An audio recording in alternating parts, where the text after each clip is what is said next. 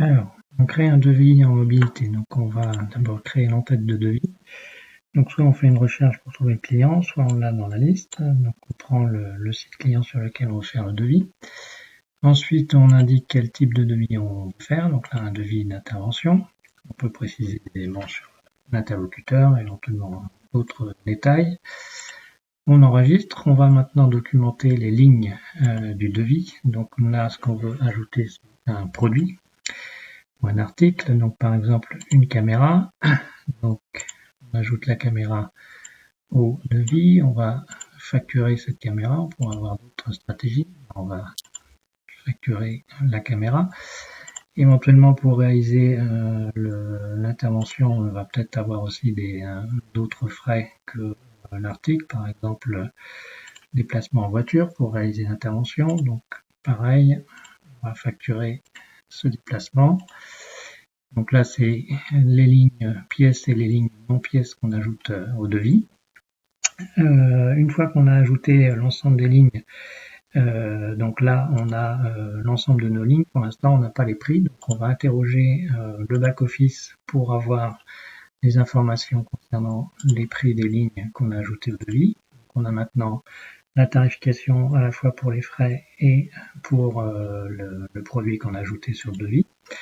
On peut présenter ce devis donc au client pour qu'il ait une information du tarif que lui coûterait cette future intervention pour installer cette caméra.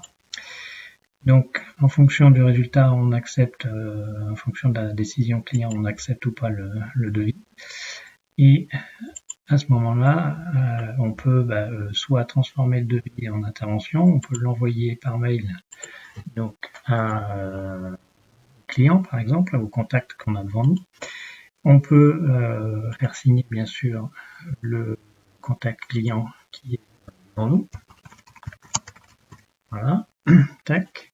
Cette information, donc, ajoutée ensuite en tant que pièce jointe, puis donc à l'intervention.